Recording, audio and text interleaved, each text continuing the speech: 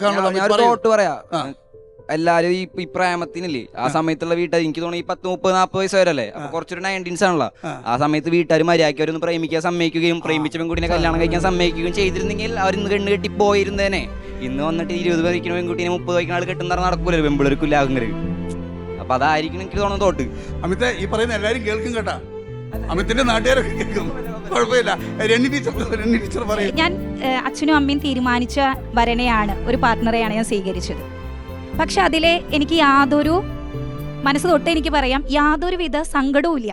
കാരണം ഒരു പക്ഷേ ഞാൻ ഒരുപാട് സങ്കല്പങ്ങൾ പുരുഷനെ കുറിച്ച് ചിന്തിക്കാത്തൊരു വ്യക്തിയായതും കൊണ്ടാവാം എൻ്റെ ഹസ്ബൻഡ് ഇന്ന് വർക്ക് ചെയ്യുന്നത് ഒരു ബാങ്കിലാണ്. ഞാനിപ്പോൾ പെട്ടെന്ന് ബാങ്ക് എന്ന് പറയുമ്പോൾ അഭിമാനം എന്നൊക്കെ നമ്മൾ വിചാരിക്കാം. പക്ഷേ എൻ്റെ ഹസ്ബൻഡ് ഒരു കാലഘട്ടത്തിൽ ഹോട്ടലിൽ വർക്ക് ചെയ്തിരുന്ന ഹോട്ടൽ മാനേജർ എന്നല്ല വർക്ക് ചെയ്തിരുന്ന ഒരു വ്യക്തിയാണ്.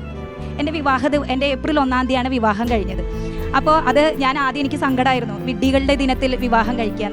അപ്പം അന്നേരം എൻ്റെ ഹസ്ബൻഡ് പറഞ്ഞ ഒരു അഭിപ്രായം എന്ന് വെച്ച് കഴിഞ്ഞാൽ ലോകത്തിലെല്ലാവരും ഒരു തരത്തിലല്ലെങ്കിൽ മറ്റൊരു തരത്തിൽ വിഡ്ഢികൾ തന്നെയാണ്.